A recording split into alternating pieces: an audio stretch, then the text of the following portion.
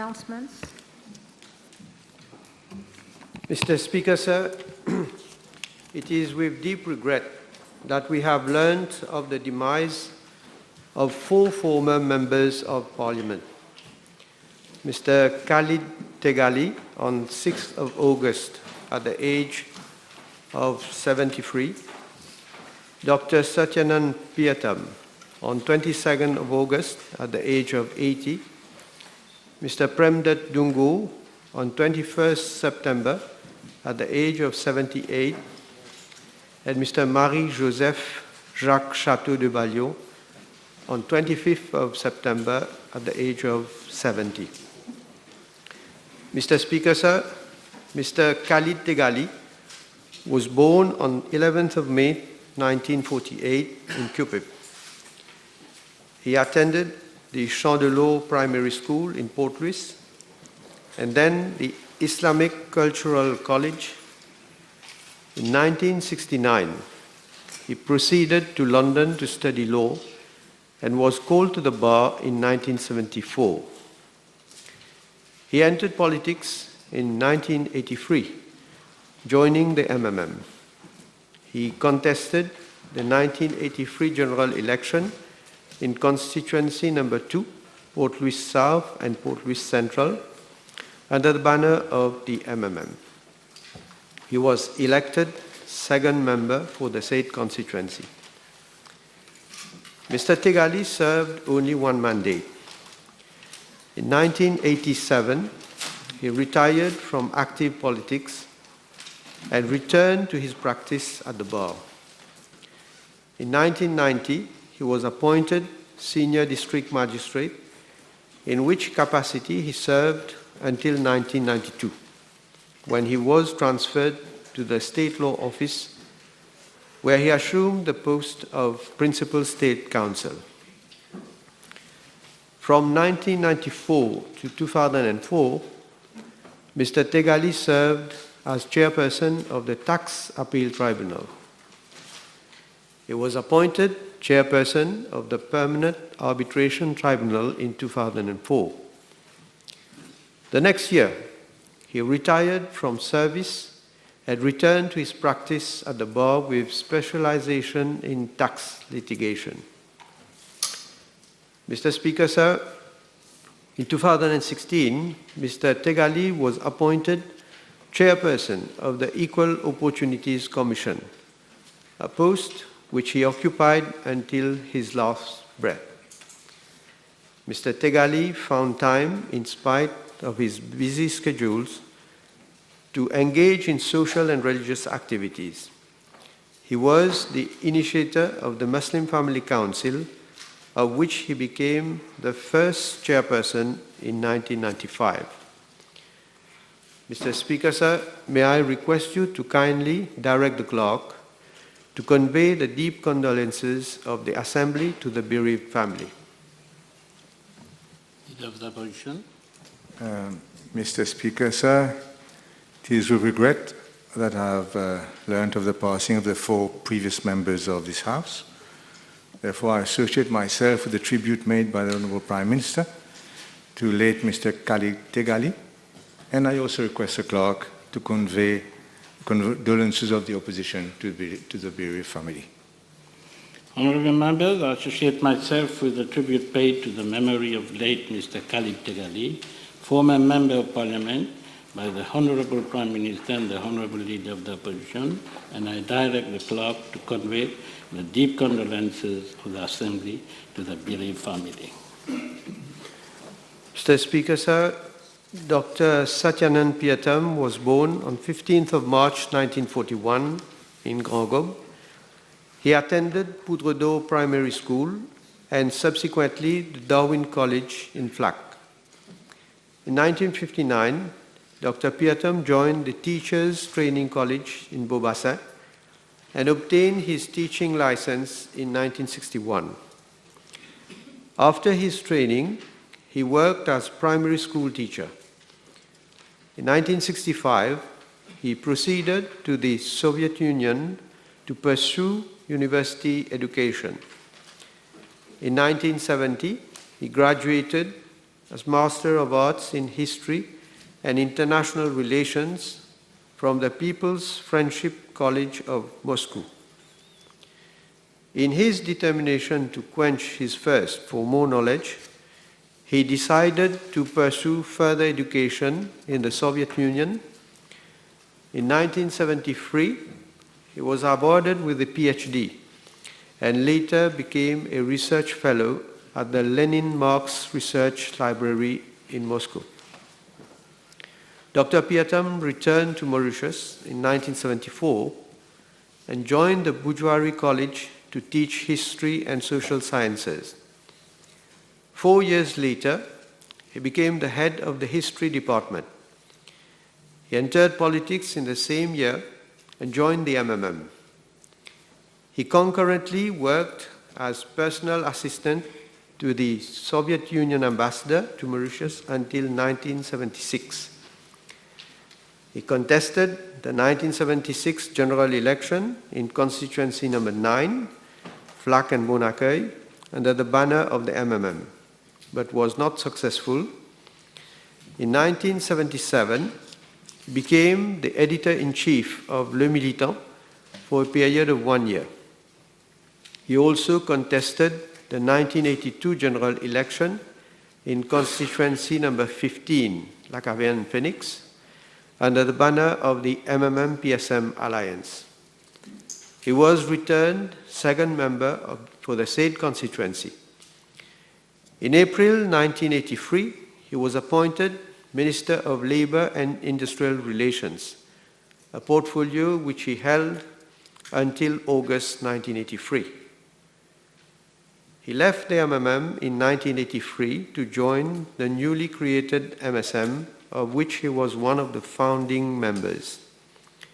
He stood as a candidate for the 1983 general election in constituency number 15, La Caverne and Phoenix, under the banner of the MSM Labour Party Alliance, but was not returned. In 1984, he was appointed part-time advisor on international relations matters at the Prime Minister's office.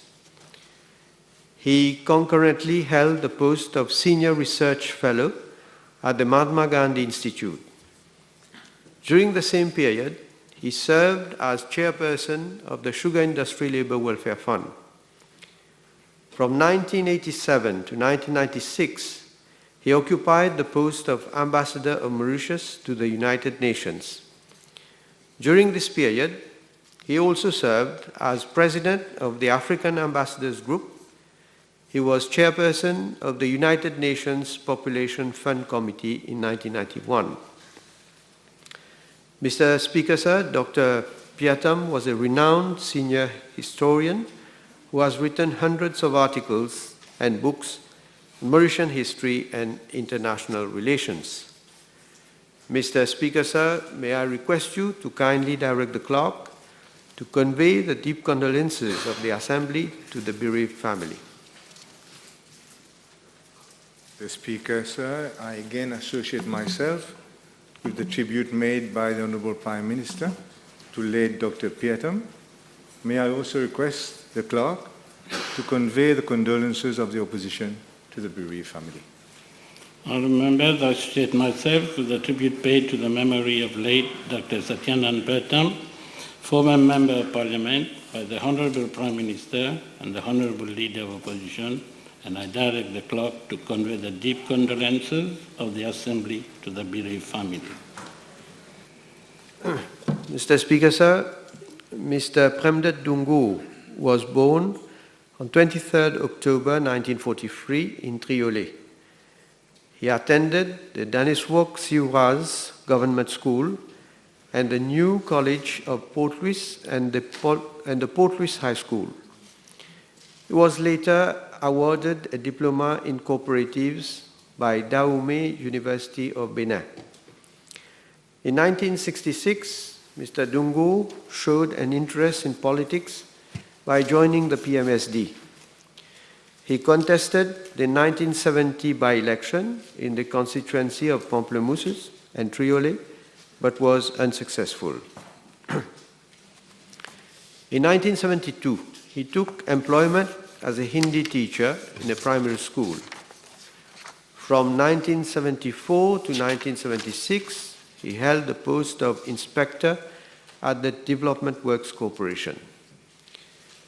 In the 1976 general election, which he contested under the banner of the Independence Party in constituency number 11, Vieux-Grand-Port-Rosebel, he was returned as third member. From March 1977 to December 1981, he held the post of Parliamentary Secretary for the Ministry of Power, Fuel and Energy. In 1982, Mr. Dungu ran for the general election in constituency number 6, Grand-Bay and Poutreau, under the banner of l'Alliance nationale, but was not elected. In 1984, he occupied the position of Plant and Transport Coordinator at the Development Works Corporation. He contested the 1987 general election in constituency number 6, Grand-Bay and Poutreau, under the banner of Mouvement Travailliste Socialiste, but was once more unsuccessful. In the same year, Mr. Dungu joined the Dresswell Knits textile industry as Chief Executive Officer. Mr. Dungu ran for the 1995 general election in constituency number 6, Grand-Bay and Poutreau, under the banner of Mouvement Militant Socialiste Mauricien, but was not returned. Mr. Dungu was once more unsuccessful in the 1998 by-election in constituency number 9, Flac and Bon-Accueil. Mr. Dungu made a last attempt in 2005 general election in constituency number 5, Pamplemousse and Triolet, under the banner of Top Dhamaka Vrai Rouge, but was not returned. Mr. Dungu served as ambassador from February 2007 to August 2011 in Ethiopia, and from January 2012 to January 2015 in Malaysia. Mr. Dungu was also known as a social worker. Mr. Speaker, sir, may I request you to kindly direct the clerk to convey the deep condolences of the Assembly to the bereaved family. Speaker, sir, I once again associate myself with the tribute made by the Honourable Prime Minister to late Mr. Prem Dungu. May I also request the clerk to convey the condolences of the opposition to the bereaved family. Honourable members, associate myself with the tribute paid to the memory of late Mr. Premdat Dungu, former Member of Parliament, by the Honourable Prime Minister and Honourable Leader of Opposition, and I direct the clerk to convey the deep condolences of the Assembly to the bereaved family. Mr. Speaker, sir, Mr. Marie-Joseph Jacques Chateau de Ballion was born on 3rd of April 1951 in Rosehill. After his secondary education, he went on to tertiary education and was awarded a diploma in accounting by the London Chamber of Commerce. He later took employment in the sugar industry, where he had a fulfilling career as accountant. Since his very young age, he had a passion for politics. He chose to join the PMSD.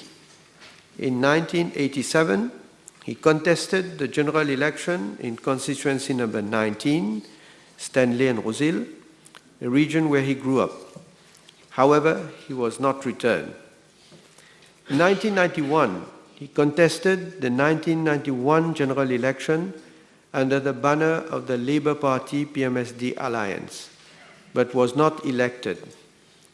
At some point in time, he left the PMSD and joined the Labour Party. In 1995, he contested the general election under the banner of the Labour Party and MMM alliance and was elected second member. 1996, Mr. Chateau de Ballion was appointed junior minister at the Ministry of Finance. In July 1997, after the departure of the MMM from the government, he was appointed Minister of Tourism and Leisure, which portfolio he held until September 2000. He did not contest the 2000 general election and took employment at the Circus Advertising as Administrative Director. In 2006, he was appointed Ambassador in France with accreditation to Italy, Portugal, Spain, as well as the Organisation Internationale de la Francophonie and UNESCO, a post which he occupied until 2014. Mr. Speaker, sir, Mr. Jacques Chateau de Ballion wrote a book entitled Le Cœur de Solange, dedicated to his mother, whom he lost when he was only 6 years old, and to his family. Mr. Speaker, sir, may I request you to kindly direct the clerk to convey the deep condolences of the Assembly to the bereaved family. Mr. Speaker, sir, I associate myself with the tribute made by the Honourable Prime Minister to late Mr. Jacques Chateau de Ballion, with whom I had the occasion to work closely for a number of years. May I request the clerk to convey the condolences of the opposition to the bereaved family. Honourable members, I associate myself with the tribute paid to the memory of late Mr. Jacques Chateau de Ballion, former Member of Parliament, the Honourable Prime Minister, and the Honourable Leader of Opposition, and I direct the clerk to convey the deep condolences of the Assembly to the bereaved family. Papers have been laid. Questions? Leader of the Opposition. Mr. Speaker, today's PNQ is addressed to Dr. the Honourable Minister of Health and Wellness, whether in regard to the COVID-19 pandemic in Mauritius, he will state the number of A, PCR tests effected by his ministry on the local population since 1st August 2021 to date, indicating the number thereof found positive. B, fully vaccinated persons having died from COVID-19 and those admitted to public hospitals, indicating which vaccine had been administered to them. And C, COVID-19 positive persons having died and where the cause of death has been attributed to some other comorbidity. Mr. Speaker, sir, I wish to seize this opportunity to thank the Honourable Leader of the Opposition for giving me yet another occasion to enlighten the House and the whole population in relation to COVID-19 situation.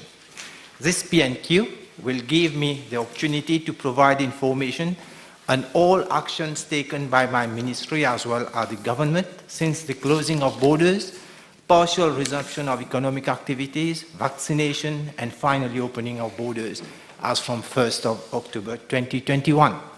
Mr. Speaker, sir, I also wish to express my sincere condolences to the families of victims of the COVID-19. I wish to put on record the unflinching support and involvement of the Honourable Prime Minister since the onset of the pandemic. In fact, the Honourable Prime Minister has himself been chairing the daily meetings of the High-Level Committee on COVID-19 set up since January 2020 to take stock of the situation worldwide and in Mauritius and take decisions on important measures to be implemented to curb the proliferation of the virus in Mauritius. Mr. Speaker, sir, the House will be glad to know that more than 280 meetings of the High-Level Committee under the chairmanship of the Prime Minister have been held on a nearly daily basis since the beginning of the pandemic. Mr. Speaker, sir, in reply to Part A of the question, the number of PCR tests from 1st October to 24th October 2021 in the community from incoming Mauritian passengers and from private clinics stands at 47,855 and are as follows. Central Health Laboratory, 5,868. Airport Laboratory, 25,212. Nova Lab, 6,327. Welkin 11,819. The number found positive from 1st October to 24th October 2021 in the community stands at 1,738. Mr. Speaker, sir, in the beginning of the pandemic, the strategy was to contain the virus by preventing its spread in the community. Thus, random testing was being done routinely to detect the presence of the virus. Upon detection of any positive case, contact tracing was established, contacts were identified, and kept in quarantine centers. Moreover, targeted testing was also being carried out in regions or localities with several positive cases, where several positive cases were reported. Mr. Speaker, sir, we have reached now a point where vaccination against COVID-19 is only solution. In fact, it is the game changer, thanks to the prompt actions taken to procure vaccines and the population who responded positively to the vaccination campaign. Within a short lapse of time, we have been able to vaccinate a large number of our adult population. Mr. Speaker, sir, the House is aware our original target as per the vaccination and deployment plan was to vaccinate 60% of the adult population by the end of September 2021. We have achieved this target well ahead, and 60% of the adult population had been vaccinated by mid-August 2021. Given the high percentage of vaccination achieved, the country has been able to open its borders in phases, and as from 1st October 2021, the country is open to the world. In fact, on the first day of opening of our borders, the rate of vaccination was 64.2%, more than the targeted 60%. Mr. Speaker, sir, let me now give some clarifications regarding the rapid antigen test. We have already fully vaccinated more than the targeted 60% of our population and have reached 67% of the population fully vaccinated. Several regulations have been promulgated to ensure various sanitary measures to be taken to prevent further spread of the disease. We are no longer in 2020. As everyone is aware, in 2020, the recommendation of WHO was testing, testing, and testing. However, in 2021, the recommendation of the WHO and international community is vaccination. Mr. Speaker, sir, with the successful vaccination campaign, we have moved from the strategy of containment, and we are now focusing on providing treatment and care to symptomatic cases. We have moved from quarantine to isolation. These actions are scientific-based and with the evidence of all our experience we had. Allow me, Mr. Speaker, sir, to inform the House that for the same period, that is from 1st October 2021 to 24th October 2021, my ministry has effected 44,838 rapid antigen tests, out of which 12,000 have been found positive. Mr. Speaker, sir, in line with the WHO recommendations and guidance on diagnostic testing for SARS-CoV-2, I quote, while recommended response activities are the same for probable and confirmed cases, testing of probable cases where resources allow is useful since it can exclude cases and reduce the burden required for isolation and contact tracing, end of quote. Mr. Speaker, sir, the rapid testing has been effected on asymptomatic persons attending the flu clinic and hospital for other treatment and procedures, and positive persons of rapid test have been advised to self-isolate under the monitoring of doctors of the domiciliary monitoring unit. I wish to inform the House that following the phasing out of the quarantine centers, my ministry enlisted the services of 34 medical practitioners of the DMU on a 4-month contract basis to effect domiciliary visit to patients tested positive in isolation. The DMU has started its operation since 2nd September 2021. Mr. Speaker, sir, the transmissibility rate of persons tested positive with rapid antigen test is very low. In fact, 98% of persons tested positive with ARAT are asymptomatic. The question, hence, the question of treatment or recovery of these persons does not arise. Mr. Speaker, sir, with regard to Part B of the question, the number of fully vaccinated persons having died of COVID-19 from October 1st to 24th October 2021 stands at 16. Among those, 15 were fully vaccinated and tested COVID-19 positive and were admitted to public hospitals. 2 were admitted at Victoria Hospital, 1 at the SSRN Hospital, 1 at Bruno Chong Flak Hospital, and 11 at ENT Hospital. No fully vaccinated COVID-19 positive patient was admitted at the Nehru Hospital and Dr. A.G. Jitu Hospital. As the House is aware, Mauritius benefited from donations or from procured vaccines such as Sinopharm, Covishield, Covaxin, AstraZeneca, Sputnik V, Johnson & Johnson, and Pfizer-BioNTech.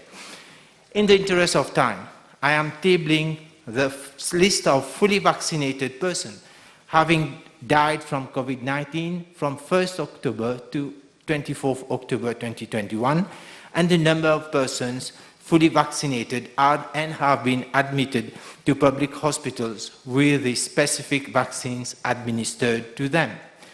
Mr. Speaker, sir, with regard to Part C of the question, since 1st October 2021, to date, there have been 47 persons who had been tested positive to COVID-19, but whose death is attributed to other comorbidities. In fact, the cause of death of these persons is as follows: cancer patient 3, cardiac patient 17, diabetes 6, hypertension 2, skull fracture 1, renal disease 16, cervical mass 1.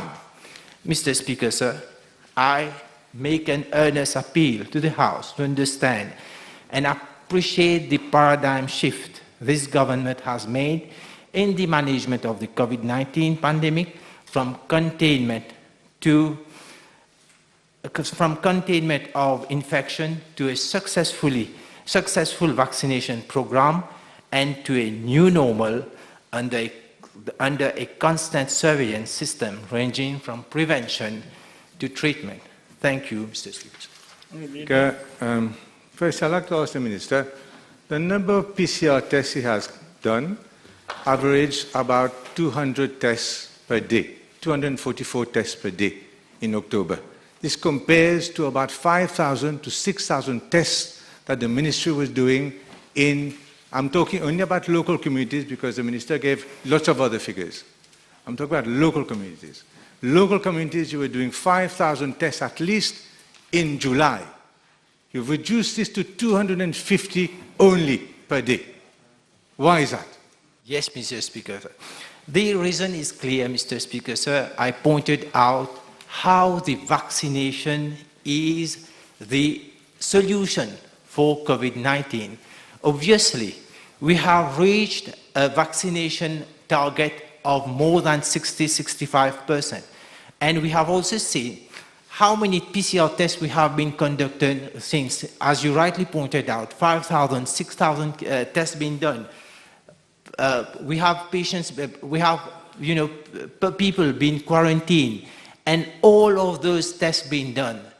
The majority, should I not say 100% of the tests, were negative. Obviously, the government has to focus on vaccination, and vaccination has bring that result, and that we have the results now. That vaccination, what it has changed everything, from testing to now focusing on those who are not tested to focusing on those who are symptomatic. This is the paradigm shift. This is what I want to explain to the whole population, and I have been explaining it on a weekly basis on the press briefing of the National Communication Center. The Minister has given us a figure of 1,738 positive cases out of the PCR test. Why is this figure not published?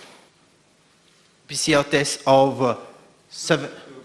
Yes, this PCR test is being published. All PCR tests, Mr. Speaker, sir, are being published.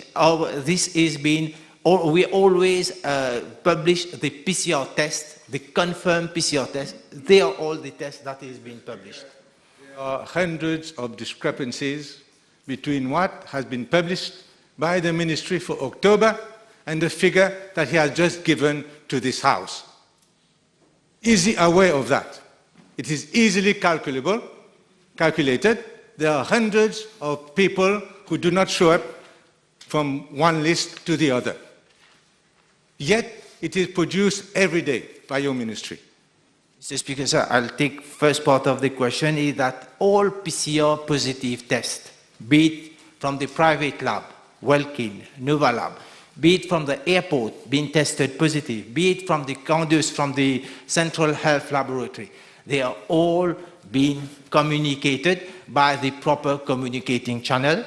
I invite the Honourable Leader of Opposition to give me the figures and then we will compare. He publishes this every day, and this figure shows, for instance, Saturday 23rd, 74 people. This figure, as what he's saying, includes everyone.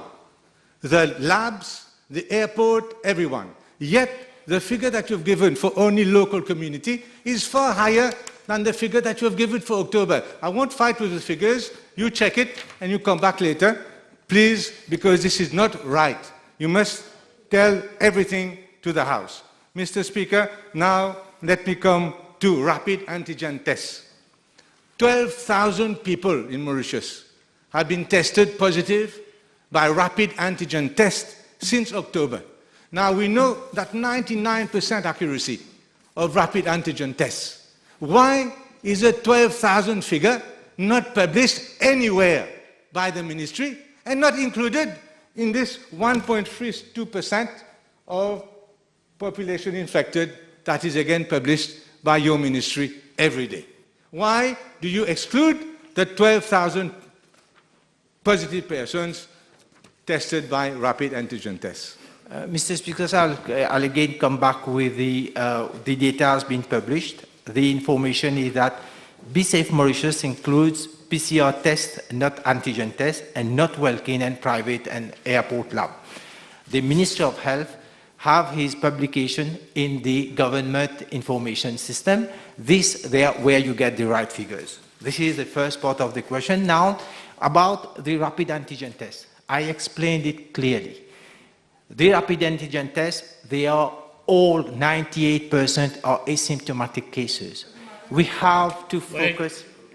We have to focus on symptomatic cases. This has been not only for Mauritius. This has been the practice of many other countries. Even in the future, we will reach you will reach a point where we will not even publish the vaccination, the number of people being vaccinated. We're not going to publish the number of cases detected, but we will keep on publishing the data for the death. We have to make that shift.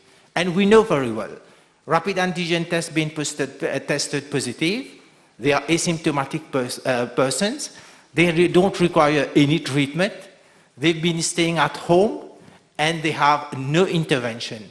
Mr. Speaker, sir, this is a reality of being tested positive. Should we ask the question, why we are having rapid antigen test positive and without symptoms? The answer is vaccination. Vaccination has allowed us to reach at this point. And this is what every country is willing to achieve. Every country is willing to achieve vaccination so that to protect the population.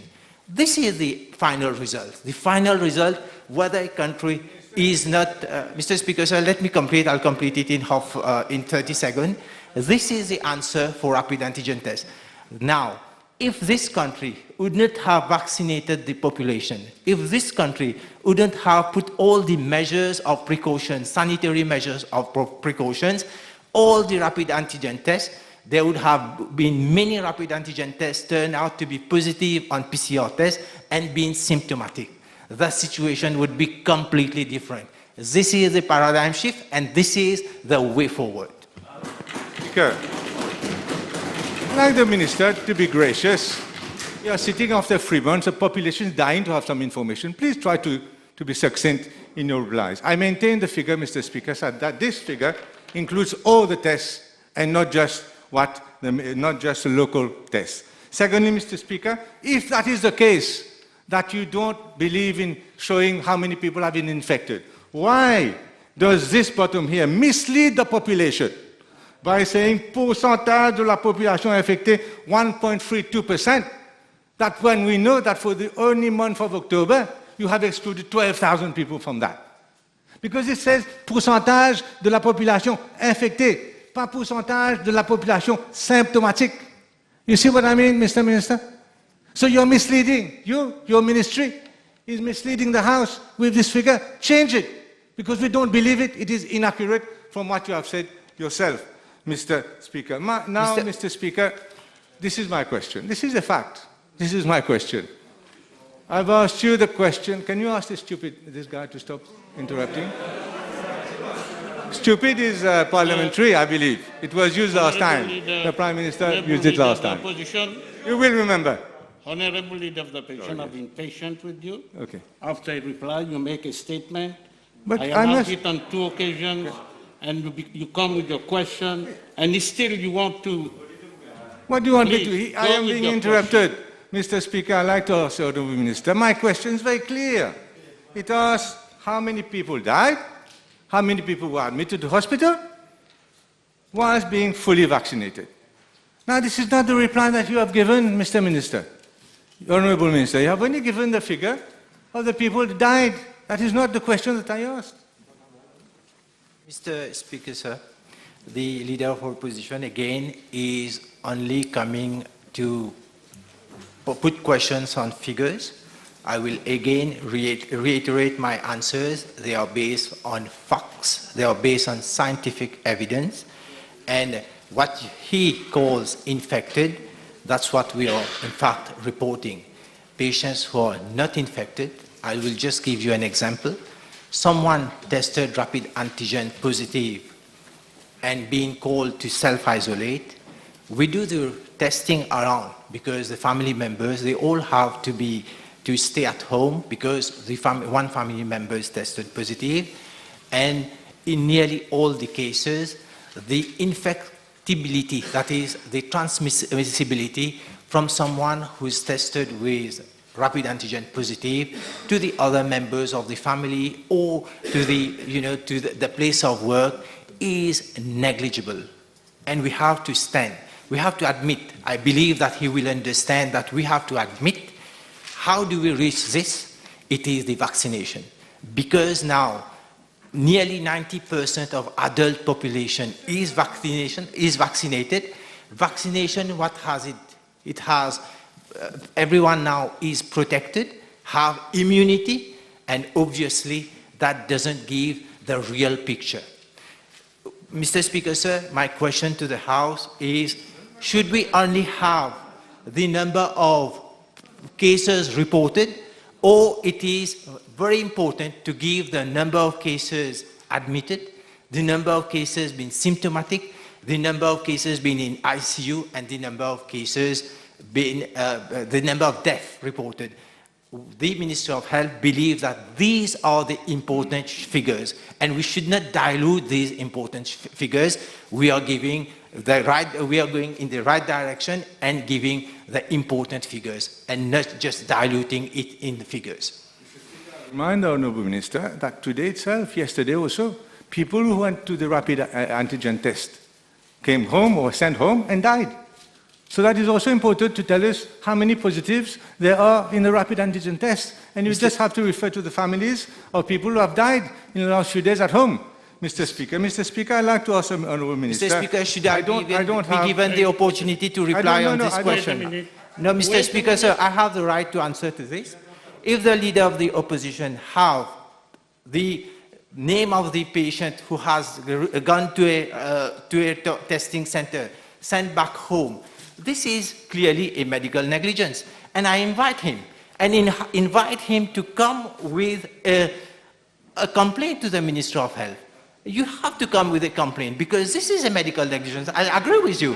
I totally agree with you. If someone has reached a COVID testing center and sent back home and passed away at home, I'm inviting him to give that in writing, and I will definitely conduct, I will instruct my ministry to conduct whatever be the procedures for a case of alleged medical negligence. There is medical negligence, and that it should be reported to you. That's yes, a good yes, sign. yeah. Mr. Speaker, I'd like to ask the Honourable Minister, this is again shows up here in terms of people dying, having been vaccinated. Sinopharm is top of the list. It's not so surprising because many Mauritians have had Sinopharm. But I will expect the rest of the figures from the Honourable Minister in due course, according to my question. Now, I'd like to ask the Honourable Minister whether he is aware of studies done by Columbia University, many studies, that have shown that Sinopharm as a vaccine is far less effective, sometimes 3 or 4 times less effective than AstraZeneca. And therefore, Mr. Speaker, I'd like him to say whether he's aware of that and why now the third dose that is being offered to Sinopharm vaccinated persons is again Sinopharm, and whether it shouldn't do as many other countries, provide another vaccine to Sinopharm vaccinated persons. Mr. Speaker, sir, the decision to do a third dose is obviously the decision that the vaccination campaign has to be ongoing, because vaccines, I'm not going to point out which vaccine does what, but at the same time, I'm going to point out that every vaccine have a life cycle. A vaccine will produce an immunity, and that immunity, with time is going to fade away. Now, this is the job of the vaccination committee to decide, because they are experts. They are experts who are going to guide the ministry on the way forward on the vaccination. The leader of opposition knows very well how it is so difficult to get the vaccines. And we have to be thankful to China, to the Republic of China, who at this testing point of time, we have been allowed to procure the vaccines, to get the vaccines and in donations. The report that you're saying about any studies, that any studies will come on time, and we can't rely on one study, on Columbia University's study. That has to be, let's look for the different studies will come up. And now this study have been done with one group of population. We don't know what are the details, how many vaccines have been done.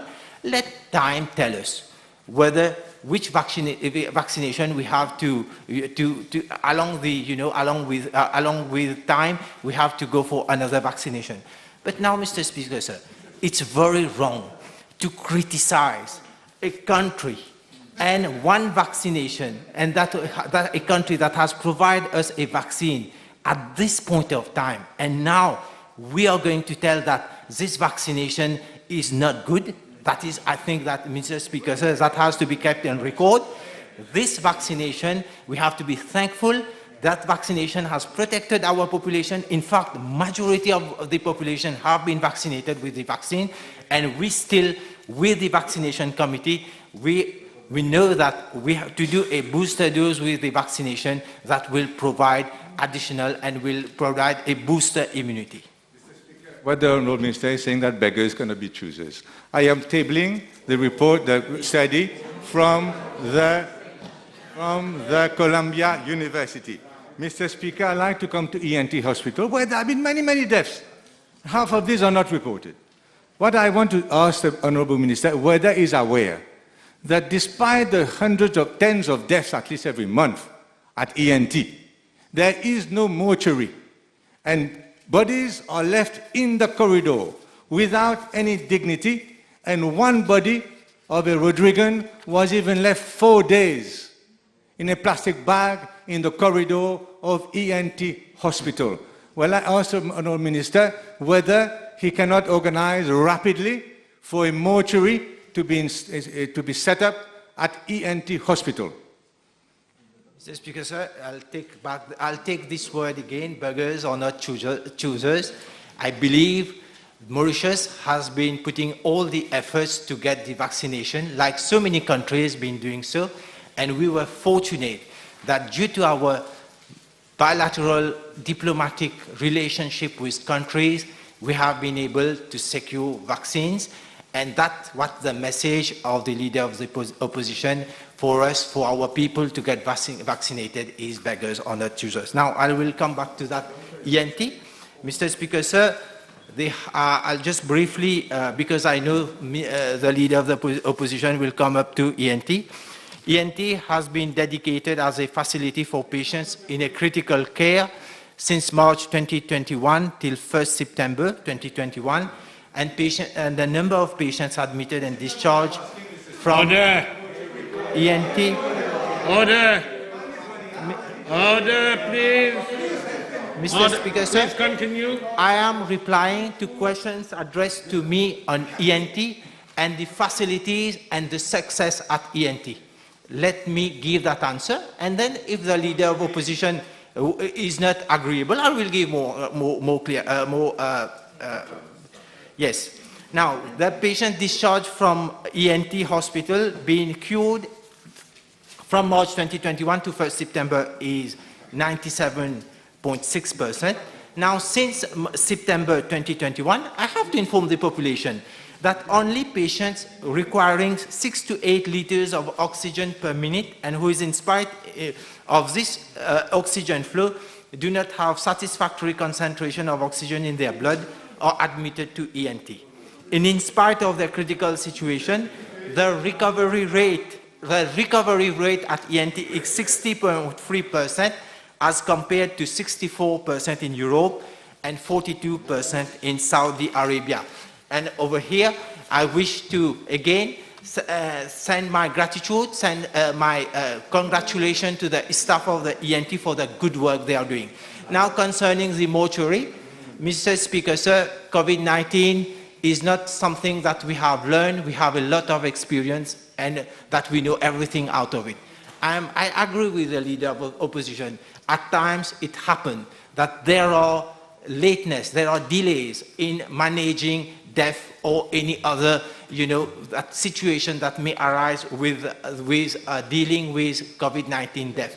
But the ministry has kept on improving, kept on improving the facilities made available.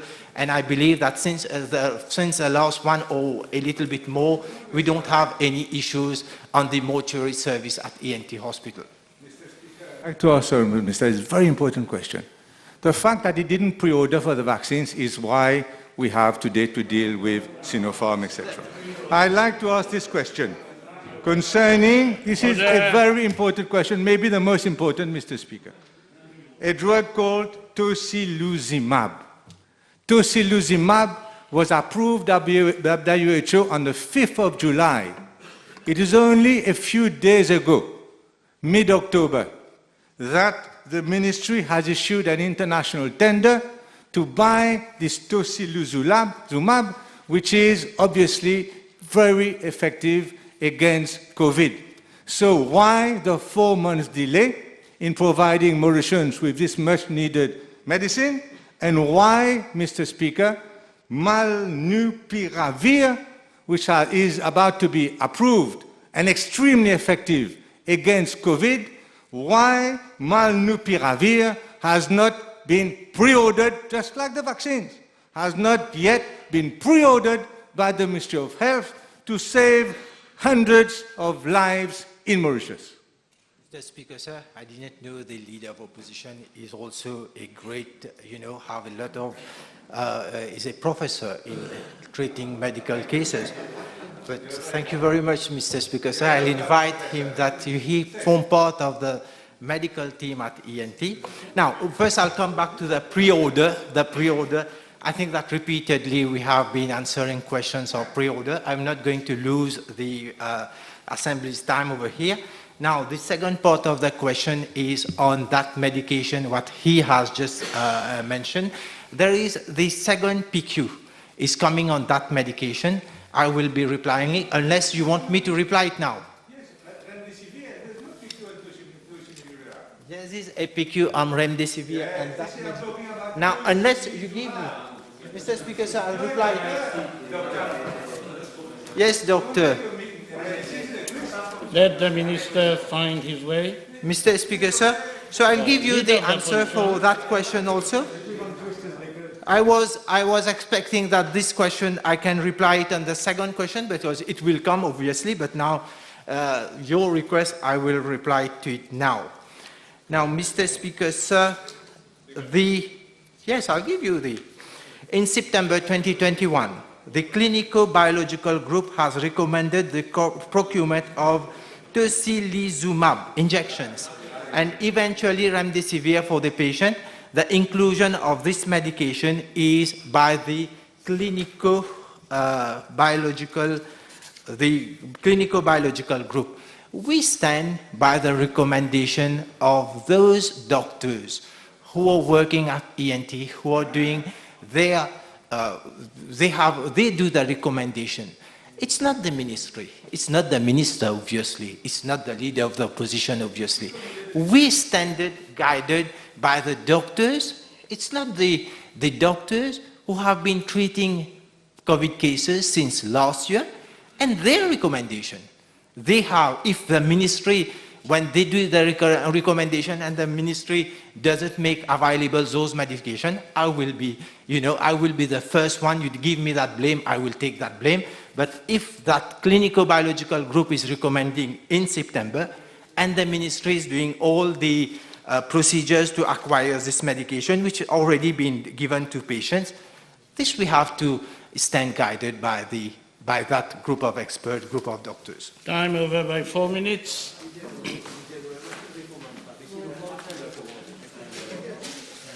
Prime Minister. B903.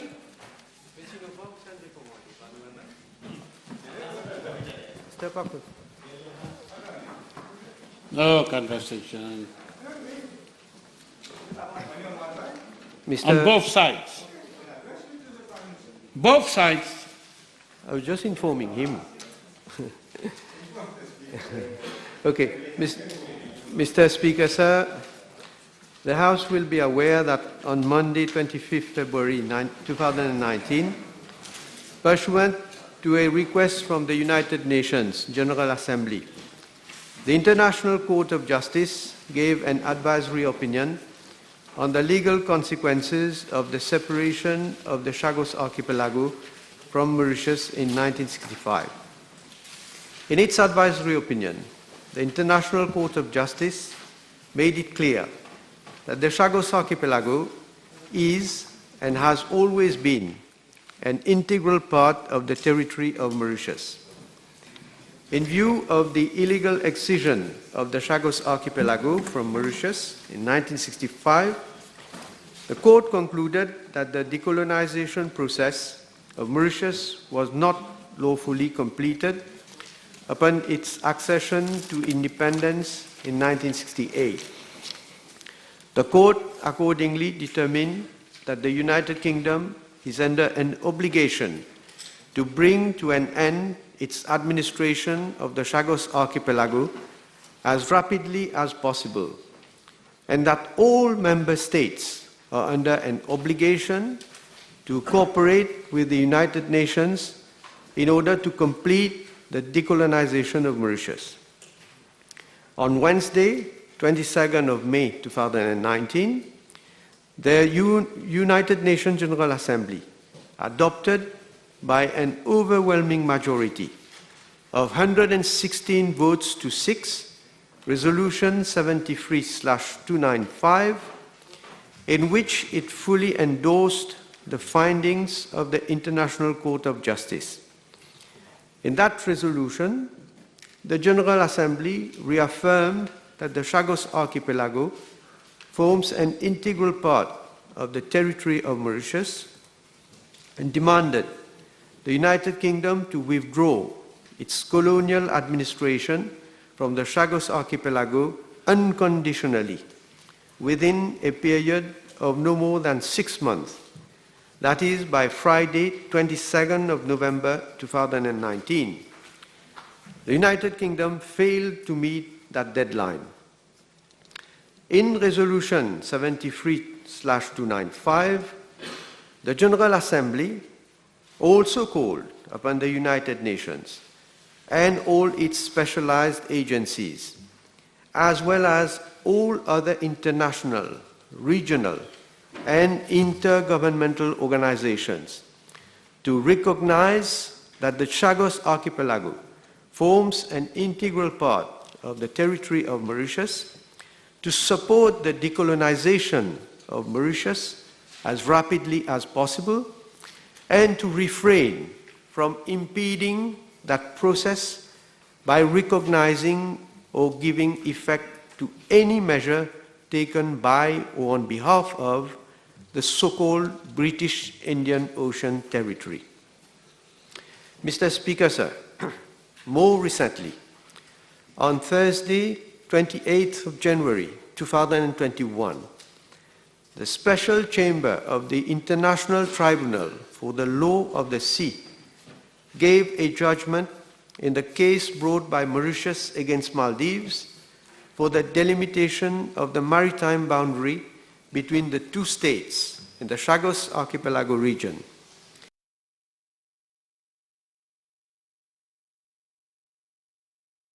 In its judgment, the Special Chamber overruled all the preliminary objections raised by Maldives to its jurisdiction. In so doing, it confirmed the undisputed sovereignty of Mauritius over the Chagos Archipelago. The Special Chamber further held as follows: A. The determinations made by the International Court of Justice in its advisory opinion of Monday, 25th February 2019, have legal effect and clear implications for the legal status of the Chagos Archipelago. B. The United Kingdom's continued claim to sovereignty over the Chagos Archipelago is contrary to the determinations made by the International Court of Justice that the detachment of the Chagos Archipelago by the United Kingdom from Mauritius was unlawful, and that the United Kingdom's continued administration of the Chagos Archipelago constitutes an unlawful act of a continuing character. C. The fact that the time limit of Friday, 22nd November 2019, set by the UN General Assembly for the withdrawal of the United Kingdom's administration from the Chagos Archipelago has passed without the United Kingdom complying with that demand further strengthens the Special Chamber's finding that the United Kingdom's claim to sovereignty over the Chagos Archipelago is contrary to the authoritative determinations made in the advisory opinion of the International Court of Justice. D. While the process of decolonization of Mauritius has yet to be completed, the sovereignty of Mauritius over the Chagos Archipelago can be inferred from the determinations of the International Court of Justice. E. The continued claim of the United Kingdom to sovereignty over the Chagos Archipelago cannot be considered anything more than a mere assertion, and such assertion does not prove the existence of a dispute. And F. Mauritius is to be regarded as the coastal state in respect of the Chagos Archipelago.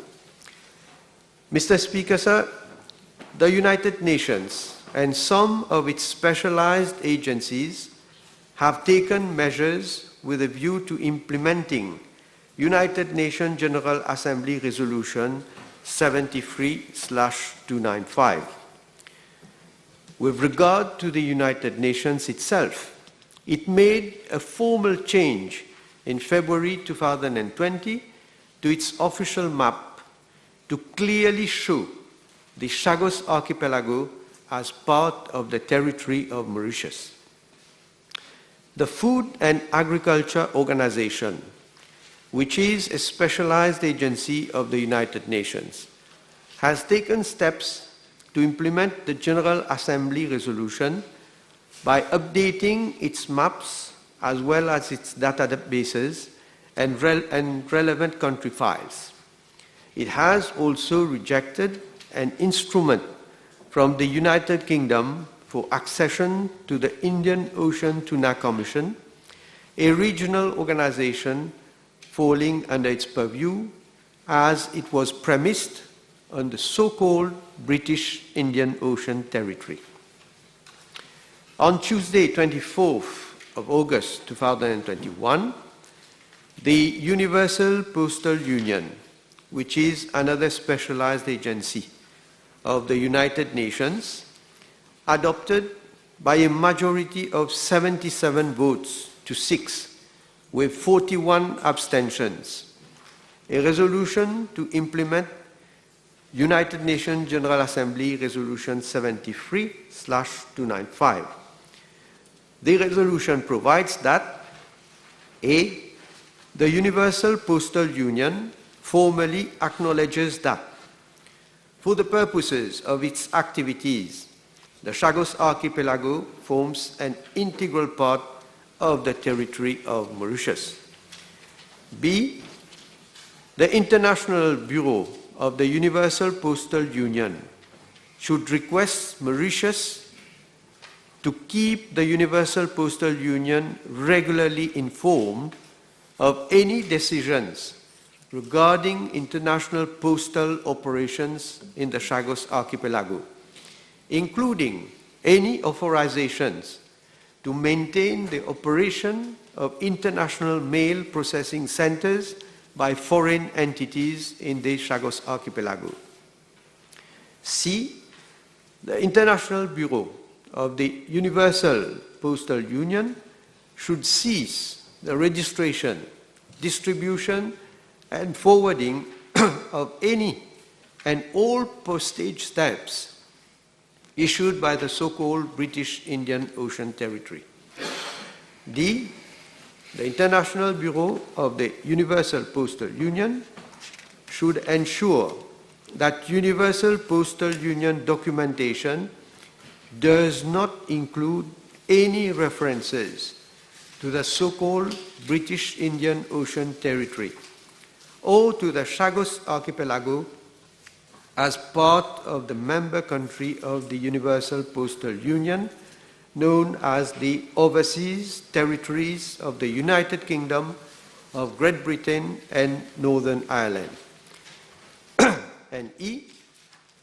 The International Bureau should take any other measures deemed necessary to ensure due implementation of UN General Assembly Resolution 73/295. Mr. Speaker, sir, following representations made by Mauritius to the European Commission about the reference to the so-called British Indian Ocean Territory in the Trade and Cooperation Agreement with the United Kingdom and the European Union signed in December 2020 following Brexit, the European Union has adopted a declaration to the effect that it will interpret and implement that reference in full respect of applicable international law. Mr. Speaker, sir, with all these developments, it is crystal clear that there is a growing recognition that, as a matter of international law, Mauritius is the only state lawfully entitled to exercise sovereignty and sovereign rights over the Chagos Archipelago and its maritime zones, and that the United Kingdom's continued claim of sovereignty over the Chagos Archipelago is a mere assertion. The so-called British Indian Ocean Territory, which the United Kingdom purported to create by illegally excising the Chagos Archipelago from the territory of Mauritius, prior to its accession to independence, is an illegal entity. The government of Mauritius is deeply disappointed and concerned that the United Kingdom continues to adopt a stand which disregards the advisory opinion of the International Court of Justice, the UN General Assembly Resolution 73/295, and the judgment of the Special Chamber of the International Tribunal for the Law of the Sea. The United Kingdom's position is in stark contrast with its avowed commitment to the rule of law and its claim that it is a long-standing supporter of international courts and a staunch defender of human rights institutions and norms. Mr. Speaker, sir, Mauritius has conveyed on various occasions, publicly, as well as to the United Kingdom and the United States, that it has no objection to the continued use of Diego Garcia as a defense facility. In this regard, Mauritius stands ready to enter into a long-term arrangement with the United States or with the United States and the United Kingdom in respect of Diego Garcia. In view of these assurances, the security concerns expressed by the United Kingdom and the United States cannot justify the continued illegal occupation of the Chagos Archipelago by the United Kingdom. I would like to once again urge the United Kingdom to bring itself into compliance with international law and terminate forthwith its unlawful colonial administration of the Chagos Archipelago. Mr. Speaker, sir, pursuant to the government program 2020-2024, government will continue to pursue all avenues, whether at the political, legal, or diplomatic level, for the completion of our decolonization process so that Mauritius can effectively and fully exercise its sovereignty over the entirety of its territory, including the Chagos Archipelago. And the Mauritian citizens of Chagosian origin can fulfill their legitimate aspiration to return to the Chagos Archipelago. In this context, government will take further action to ensure the implementation of UN General Assembly Resolution 73/295 by other international and regional organizations. I take this opportunity to reiterate our deep appreciation to all countries which continue to support the long-standing struggle of Mauritius to complete its decolonization process. I also express our appreciation to our external lawyers and the team of officials who continue to be vigilant on this issue. Honourable members, the Chair is advised that PQ 908, B908, B910, B914, 915, 916 have been withdrawn. Honourable Tu. Thank you, Mr. Speaker, sir. Can the Honourable Prime Minister reveal which 6 members of the Universal Postal Union voted against the resolution which was adopted by the organization last August?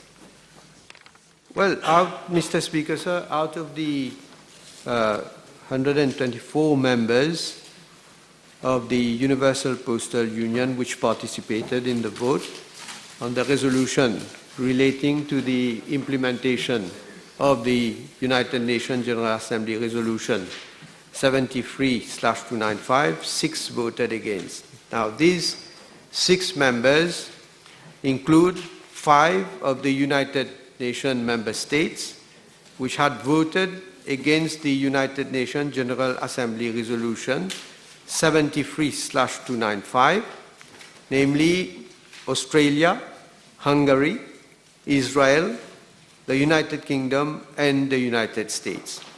Now, the other vote that was cast against the resolution was from the UK overseas territories, which are collectively a member of the Universal Postal Union.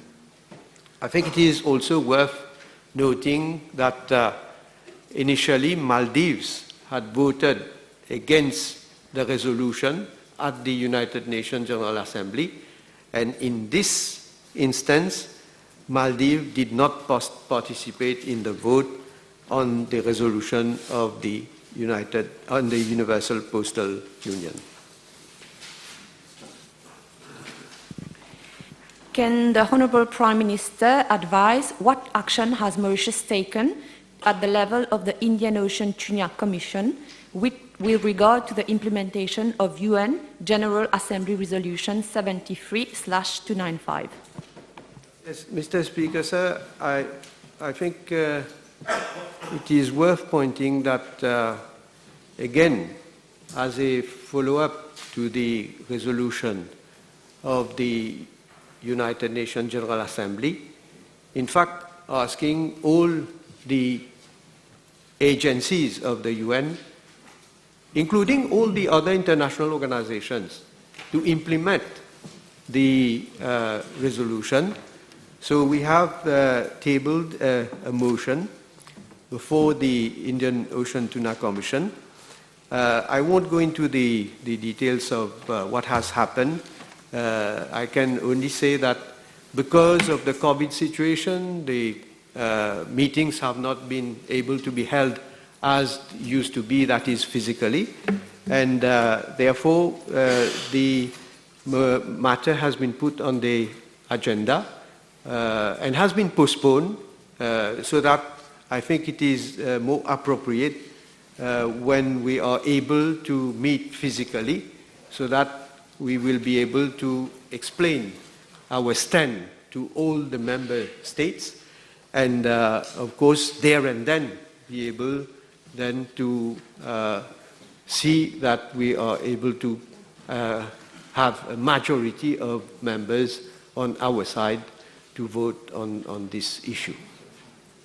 The table has been advised that PQ B907 has been withdrawn. Thank you. There is a new president and a new Secretary of State in the United States of America, and even more recently, a new Foreign Secretary in the UK. Can I ask the Honourable Prime Minister whether we have managed to establish contacts with the President and Secretary of State of the United States and the new Foreign Secretary of the UK?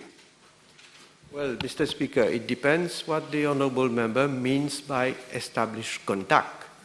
Now, I can just say what Mauritius, what I have done.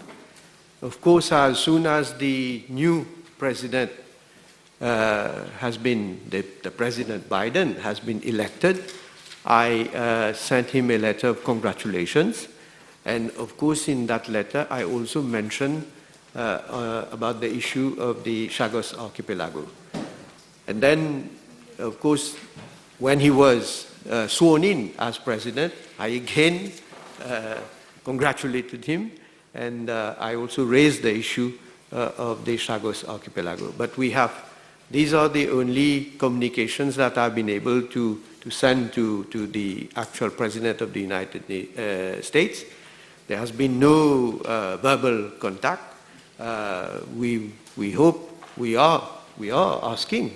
We have asked for both the US and the UK, more so the UK, because as we know, the stand of the US has always been that this is a matter between you, Mauritius, and the UK, and that you have to deal with the UK, and that the US has been systematically saying that they recognize the BIOT, that sovereignty is with the UK, and so on and so forth. So I have also written to the Prime Minister of UK, and now that I will be attending the summit in Glasgow, I have also requested for a meeting with the Prime Minister. So, well, let's see whether they will respond to our request. Honorable Ayer. Thank you, Mr. Speaker, sir. Can the Honourable Prime Minister enlighten the House as to the rejection of the UK's instrument of accession to the Indian Ocean Tuna Commission by the Food and Agriculture Organization? Yes, Mr. Speaker, sir. In fact, when the UK exited from the European Union, so they had to, of course, they had to come up with a new agreement, but they had submitted also in 2020 a new instrument of accession to the Indian Ocean Tuna Commission, because initially they were represented by the European Union. So since the instrument of accession, the UK claimed membership of the IOTC as a coastal state. That is because what they have been saying is because of the British Indian Ocean Territory. And as I say, because of the resolution that was adopted by the General Assembly, the FAO had rejected that instrument of accession. So now they have submitted another instrument of accession to the FAO so that they could join the IOTC as a distant water fishing nation. So, well, that is the situation right now. Can I ask, concerning the Indian Ocean Tuna Commission, can I ask for confirmation that, in fact, the UK used to apply for membership as a coastal state, which it can no longer do, but as the Honourable Prime Minister said, they are now applying as a fishing nation? Because is the Prime Minister aware that the rules of the Indian Ocean Commission allow countries who are not a coastal state, who are not in the Indian Ocean, but who have one or more ships fishing in the Indian Ocean, the rules of the Indian Ocean Tuna Commission allows such a country, therefore the UK, to apply for membership. And what are we doing about that? Yes, I am very well aware about that. These are the rules of the Indian Ocean Tuna Commission. What we are objecting is that the UK cannot justify its admission based on the fact that the British Indian Ocean territory is part of the territory of the UK.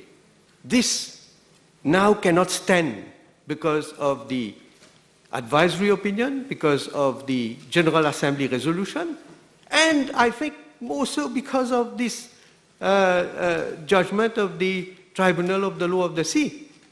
So that we are strongly objecting. But of course we will see how the UK will apply for the membership.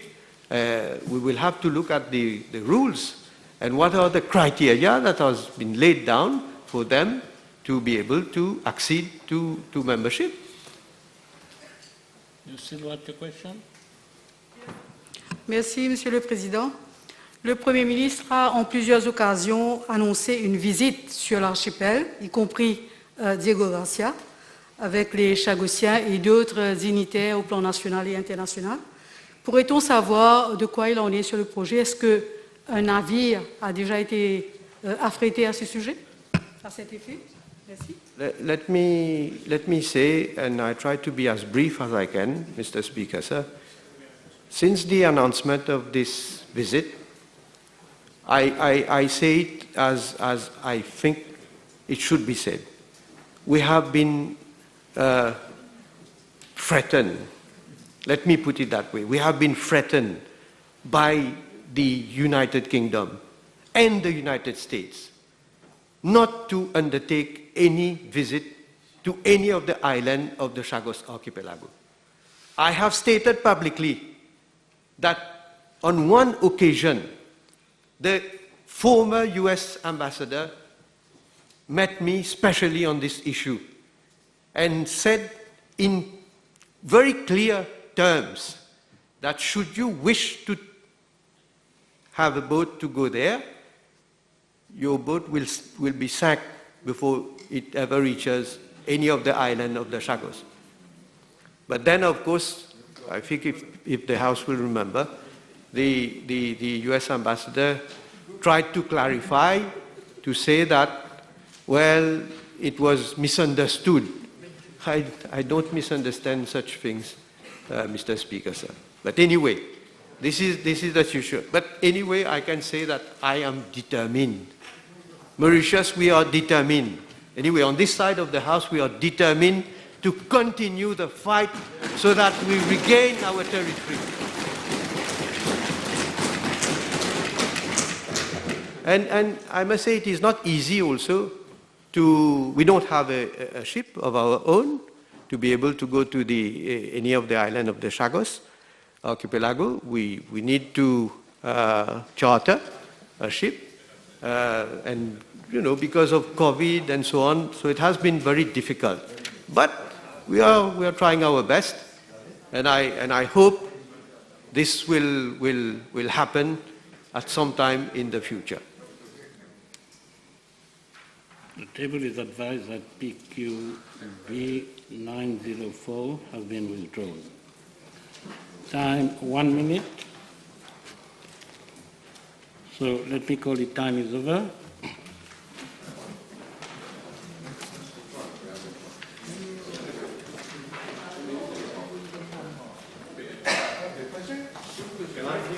Question, you've already withdrawn your question. Yes, 30 minutes gone. Question to other ministers. The table has been advised that PQB 952 will be replied by the Honourable Minister of Land Transport and Night Rail, Minister of Foreign Affairs, Regional Integration and International Trade. PQB 957 will be replied by the Honourable Minister of Arts and Culture, Cultural Heritage. PQB 938, 939, 940, 955, 958, 977, 979, 959, 960, 961, 962, 963, 964, and B992 have been withdrawn. Honourable two. B918. Mr. Speaker, sir, with regard to Brexit, Mauritius signed an economic partnership agreement with the UK in the Eastern and Southern African configuration on 31st of January 2019 to prevent trade disruption and to ensure the continuity of trade. This agreement is operational as from the 1st of January this year. We have included a rendezvous clause in the EPA for future engagement on issues not covered as of now, such as trade in services, investment, intellectual property rights, among others. We will agree jointly with the ESA Group and the UK on the appropriate time to start negotiations on these issues. Now that the UK is not a member of the European Union, Mauritius and UK can, if there is mutual interest, engage in negotiations on issues that were under the competence of the European Commission, such as on fisheries, for example. However, there is no obligation to do so because of Brexit.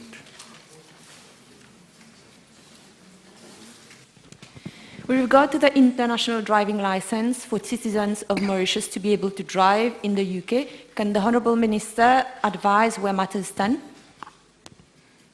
I understand, Mr. Speaker, sir, firstly, that it is the Commissioner of Police who is the competent authority to issue and for the delivery by him of international certificates of motor vehicles and driving permits. With regard to the question asked by the Honourable Member, I am given to understand that international licenses are still valid for the UK. same as they were valid for European countries with whom we have made the necessary arrangement. Next question. Oh, B919. please. Before we come to driving in the UK, let's go to the more important issue of visa and immigration process.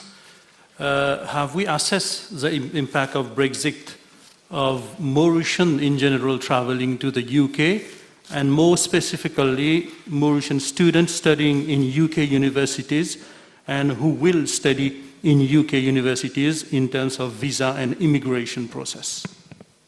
May I request the honourable member, Mr. Speaker, sir, if he can come with a substantive question, I could give him the answer. Number 2. B191, sorry, B919. Mr. Speaker, sir, with regard to part A of the question, I'm informed by the Mauritius Judo Federation that its managing committee is composed of 11 members from 16 affiliated clubs at the time of election, which was held on 26 January 2019. Subsequently, a total of 28 managing committee meetings have been held. I am tabling the composition of the present managing committee and the status of its office bearers. I'm also informed by the Federation that its annual General Assembly, initially scheduled for March 2020, could not be held due to the COVID-19 pandemic, and that a fresh date will be fixed shortly.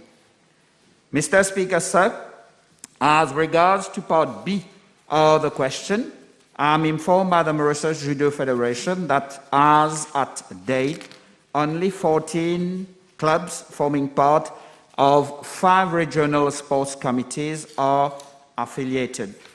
I am tabling a list thereof. According to the Mauritius Judo Federation, there is no club on its waiting list for affiliation. Request for affiliation has to be made according to the affiliation form provided by the Federation. As regards part C of the question, I'm informed by the Federation that the number of licenses for 2021 is 321. Thank you. Merci, Monsieur le Président. Selon le Sports Act 2016, section 4, sous-section 3, les fédérations sportives ont l'obligation d'affilier les clubs. Et selon mes informations, il y aurait 18 clubs de judo qui se sont vus refuser leur affiliation par la Fédération mauricienne de judo. L'honorable ministre pourrait-il s'enquérir pourquoi la FMJ refuse ces demandes et de voir comment ces demandes d'affiliation peuvent être reconsidérées afin qu'ils puissent eux aussi bénéficier des facilités de la Fédération mauricienne de judo? Certainement, Monsieur le Président. Donc, au niveau du ministère, nous avons déjà de toutes les façons reçu plusieurs lettres. Il y a plusieurs clubs qui m'ont écrit personnellement. Donc là, je vois, il y a le club de Cassis, donc Monsieur Mike Munawa. Donc, il y a au moins plusieurs clubs qui m'ont écrit. Et donc, j'ai déjà donné la responsabilité à mes officiers de vérifier et de voir qu'est-ce qui s'est passé par rapport à la demande d'affiliation. Et je tiens à ajouter aussi que c'est valable pour tous les sportifs, pour tous les entraîneurs, pour tous les clubs. Si quelque part ils se sentent lésés, ils peuvent aussi faire une complainte au bureau de l'ombudsperson, qui lui, c'est son travail, qui va suivre personnellement les différentes complaintes qui vont être logées. Donc j'inviterai les clubs qui ont des difficultés avec la fédération d'aller vers le ombudsperson pour faire leur complainte officielle et de sorte à ce qu'on puisse trouver une solution. Concernant justement l'affiliation des clubs de judo, le ministre peut-il nous dire s'il est informé que le secrétariat de la fédération, qui se trouve à Grande-Rivière, refuse systématiquement de prendre possession des enveloppes envoyées par la poste concernant les demandes d'affiliation des clubs? J'ai fait demander une petite enquête à ce sujet. Donc, d'après ce qui m'a été rapporté, c'est que les lettres qui arrivent de Dieu, bien souvent, il n'y a aucun membre ou secrétaire administratif de la fédération qui sont présents et qui pourraient réceptionner ces différentes lettres. D'où le retour à l'envoyeur, comme on dit, de ces différentes lettres de demande. Mais, comme je l'ai dit, donc je demande à ces différents clubs d'aller vers le ombudsperson et si besoin est, si le problème, on n'arrive pas à trouver une solution, donc si besoin est, j'appellerai une réunion avec les différents clubs qui n'ont pas eu leur affiliation et je demanderai la présence de l'honorable Tour dans cette réunion pour qu'on puisse trouver une solution ensemble. Alors, et avec le président de la fédération pour qu'on puisse discuter autour d'une table et voir où est-ce que la communication ne passe pas, de sorte à ce que la fédération pourrait au plus vite enregistrer ces différents clubs qui font leurs demandes. The table has been advised that PQ B973, PQ B980, PQ B981, and PQ B982 have been withdrawn. Honourable members, I'll suspend the sitting for 1.5 hours.